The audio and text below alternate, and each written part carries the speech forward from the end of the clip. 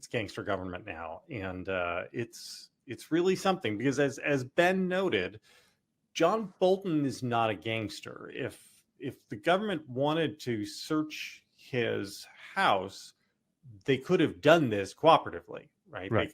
In the same way that this often happens with high profile cases and people who are former government employees, who are not flight risks and who are trustworthy. You work through their lawyer, you arrange a time for your agents to come over and execute the search warrant.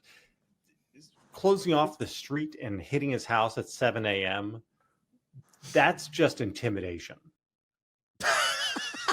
What the frick was the raid on August 8th, 2022 against Donald Trump at Mar-a-Lago? What kind of flight risk is Donald Trump? I understand he has 2 or 3 private jets, but he is the most recognizable man in the world. I mean, President Xi of China could open a laundromat in San Francisco and nobody would know who he is. Trump could,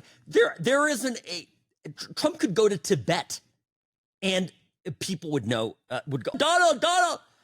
Okay, like I don't understand every bit of logic, the so-called logic that you're going to hear from the media today, from the libs, is just, they lost this argument 3 years ago, plain and simple. Now, by the way, it was even before 3 years ago. April 28th, 2021, Rudy Giuliani had his fashionable Upper East Side apartment raided by the FBI. Again, Rudy Giuliani, is he a gangster? Is he a terror watch list? This is ridiculous. And this is all over a supposed FARA violation. This is the Foreign Agents Registration Act. Paul Manafort, 2017. Remember Paul Manafort briefly, Trump's campaign manager. He apparently had not registered as a foreign agent. A number of Democrats haven't done this either. He was targeted specifically because he worked on the Trump campaign. Michael Cohen, our favorite little weasel, also raided in 2018. Jeff Clark, Jonathan Buma.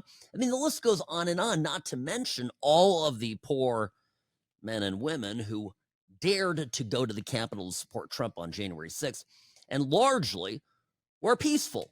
So when the left comes out and calls this raid on John Bolton's house excessive and a gangster move and all about intimidation, I'm just not entirely persuaded.